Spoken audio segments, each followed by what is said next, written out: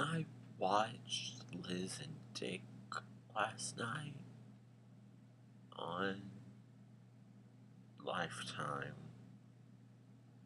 starring Lindsay Lohan as two-time Oscar award-winning actress Elizabeth Taylor.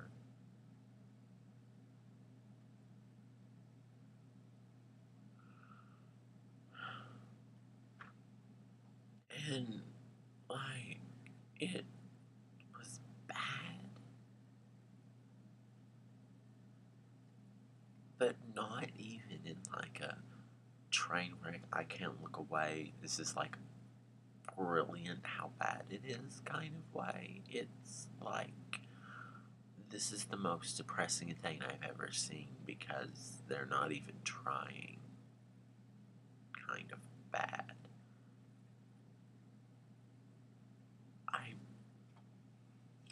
I I put on Facebook that everyone should watch Liz and Dick because it's going to be a beautiful train wreck, and I quickly realized that beautiful train wreck was completely the wrong turn of phrase to use because there was nothing beautiful about it. It wasn't. You weren't laughing at how bad it was. You were weeping about how bad it was because it's like they didn't even try. It's like they took like the bare bones of a script, said, "Hey, Lindsay Lohan, do you want to do this?" Once she said sure, they sort of filled out the rest of everybody with random people, like Creed from The Office, who was in one scene. What was that about? I mean, really? Really have this creepy mustache? What?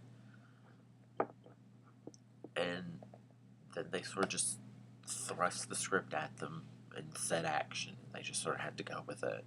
And they weren't even trying. I can't tell if every single person in this movie was just really bad at acting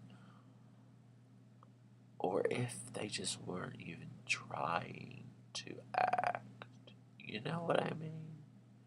It's like they realized that this was a Lifetime original movie about Elizabeth Taylor starring Lindsay Lohan. So why even bother? Nobody's gonna put this on their resume. I mean, Lindsay Lohan may put this on her resume. Does she even have a resume? Let's let's get honest here. I was going to like live tweet the entire thing, but it was just I sat there so confused. I was confused about why this was a thing and why Lindsay Lohan was in it. And I was in awe that this was something that somebody thought was good enough to be seen.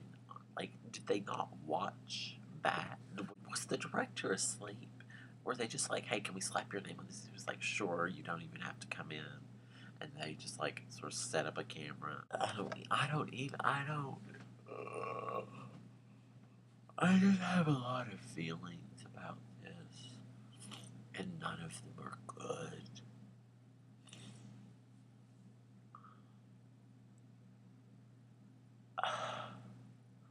Plus, she was playing a 40-year-old, but you couldn't tell, and then she was wearing that ugly wig, and then the movie was over, and I don't understand.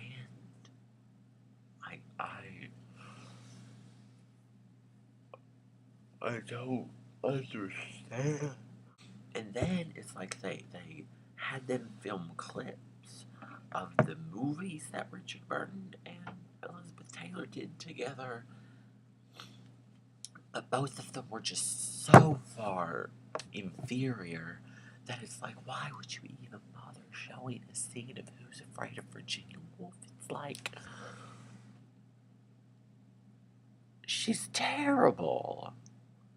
You can't do that to us.